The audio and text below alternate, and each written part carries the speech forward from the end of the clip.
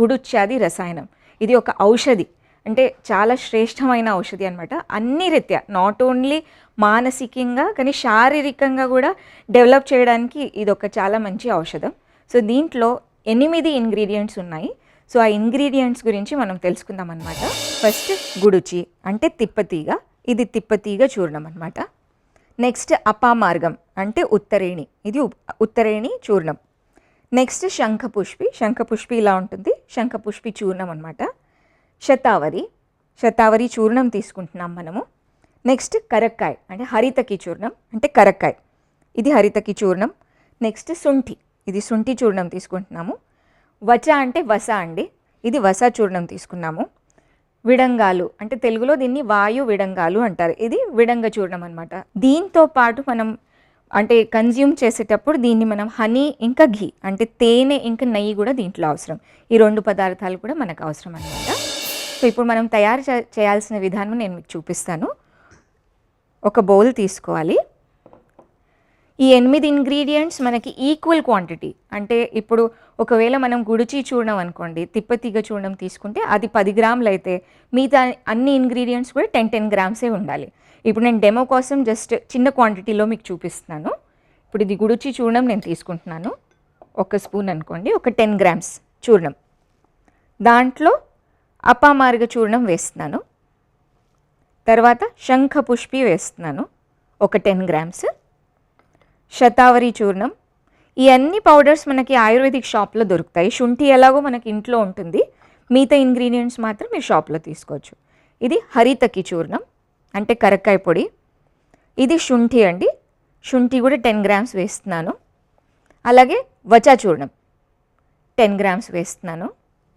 Last is విడంగ అంటే వాయు విడంగాలు, ఈ పౌడర్ నేను దీంట్లో వేసాను. ఇప్పుడు చక్కగా దీన్ని మంచి నీట్గా మిక్స్ చేసుకోండి. మనం 8 ఇంగ్రీడియంట్స్ వేసాం కదా, సో ఇది మిక్సింగ్ కూడా చాలా నీట్గా అవ్వాలన్నమాట. ఈ పౌడర్స్ మనం చక్కగా మిక్స్ చేసుకున్న తర్వాత కంపల్సరీ దీన్ని మనం ఎయిర్ టైట్ కంటైనర్లో వేసుకోవాలండి. సో దాని అంటే పోటెన్సీ మెయింటైన్ చేయడానికి, దాని న్యూట్రిషనల్ వాల్యూ మెయింటైన్ చేయడానికి ఖచ్చితంగా ఒక ఎయిర్ టైట్ కంటైనర్లో దీన్ని మనం వేసుకుందాం. ఇప్పుడు ఇది చక్కగా మిక్స్ చేసేసి ఒక ఎయిర్ టైట్ కంటైనర్లో మనం పెట్టేసుకుంటే దీని షెల్ఫ్ లైఫ్ 6 మంత్స్ ఉంటుంది.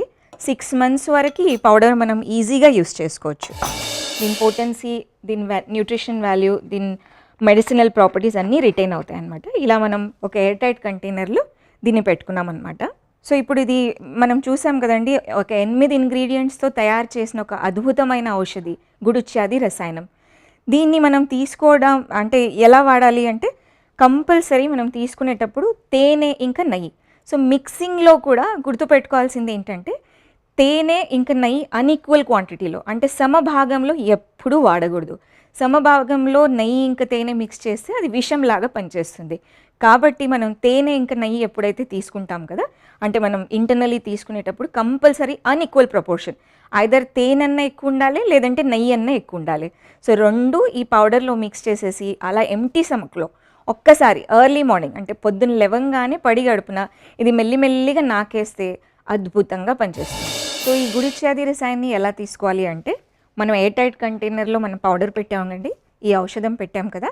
సో దీంట్లో జస్ట్ ఒక డోసేజ్ ఏంటంటే పెద్దవాళ్ళకి you can take up to 3 to 4 grams అండి, అంటే 3 గ్రాముల నుంచి 4 గ్రాముల వరకు, అంటే అర చెంచా కంటే కొంచెం ఎక్కువ అనమాట పెద్దవాళ్ళ డోసేజ్. ఇది ఇలా కలిపేసి దీంట్లో ఒక 1 స్పూన్ తేనె వేస్తున్నాను, 1 చెంచా తేనె వేస్తున్నాను. నెయ్యి జస్ట్ నేను 1/2 చెంచా తీసుకుంటున్నాను, దీంట్లో వేస్తున్నాను. ఇప్పుడు ఇది లేయంలాగా తయారవుతుంది.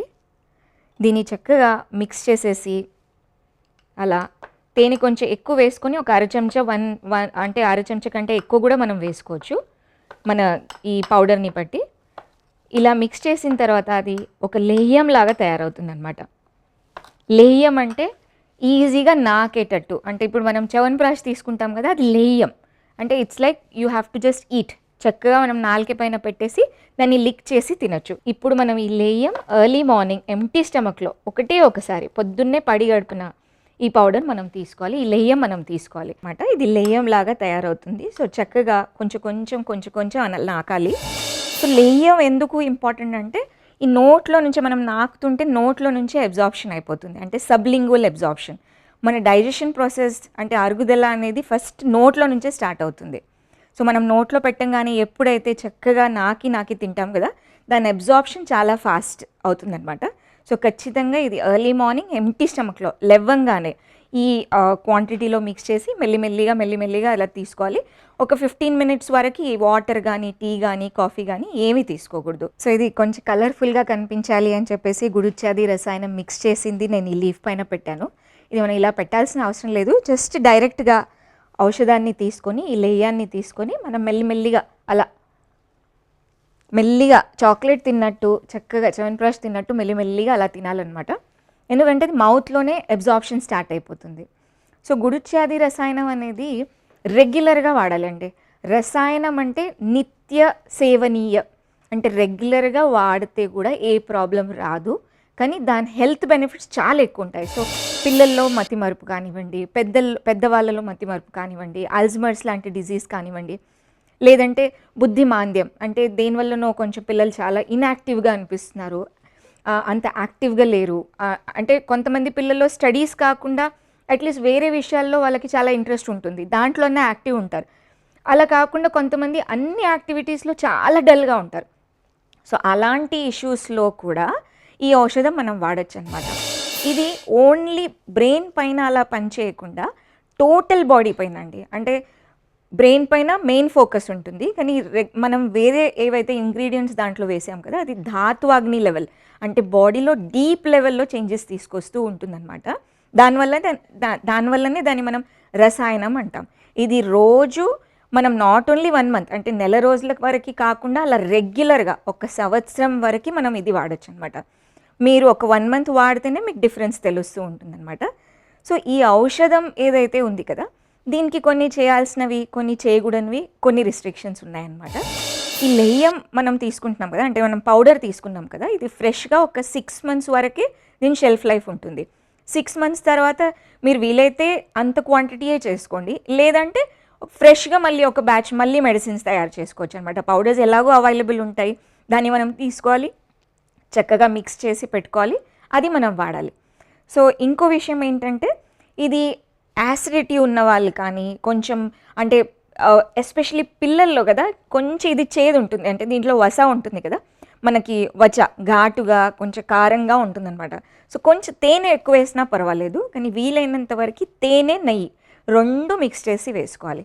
దీనికి అంటే రిస్ట్రిక్షన్ ఇంకో విషయం ఏంటంటే, ఎర్లీ మార్నింగ్ ఒకసారి డోసేజ్ని, నేను ఎప్పుడు ఇదే చెప్తానమాట నా పేషెంట్స్కి, డోసేజ్ చాలా చాలా ఇంపార్టెంట్. పిల్లల్లో అప్ టు 1.5 గ్రామ్స్ వరకు మనం తీసుకోవచ్చు, అంటే చాలా తక్కువ క్వాంటిటీలో. పెద్దవాళ్ళలో ఒక అర చెంచా అంటే 3 to 4 గ్రామ్స్, ఆల్మోస్ట్ 20 ఇయర్స్ తర్వాత 15 ఇయర్స్ తర్వాత ఈజీగా ఒక 3 to 4 గ్రామ్స్ మనం రోజు పడిగడుపున ఇది రెగ్యులర్గా మనం తీసుకోవచ్చు. తీసుకున్న తర్వాత ఒక 30 గంట అంటే ఒక 15 మినిట్స్ వరకు వాటర్, టీ, కాఫీ అలాంటిది ఏమీ తీసుకోకూడదు. అప్పుడు దాని న్యూట్రియంట్ వాల్యూ చాలా ఎక్కువ అయిపోతుంది అనమాట. సో ఇది రెగ్యులర్గా మీరు ఇది డాక్టర్ని సంప్రదించాల్సిన అవసరం కూడా లేదు. ఈ గుడుచాది రసాయనం అందరిలో, ఈవెన్ అంటే మతిమరుపే అవసరమా అని ఇంకో క్వశ్చన్ వస్తుంది కదా, అంటే అందరు వాడొచ్చు అని నేను చెప్తున్నాను కదా. రసాయనం అనేది మతిమరుపు ఉన్న వాళ్ళే కాకుండా ఇంకా కొంచెం స్కిల్స్ పెంచుకోవాలి, ఇంకా కొంచెం తెలివిని నేను ఇంకా షార్ప్ చేయాలి అన్న వాళ్ళు కూడా దీన్ని రసాయనం లాగా రెగ్యులర్గా యూజ్ చేయొచ్చు అనమాట.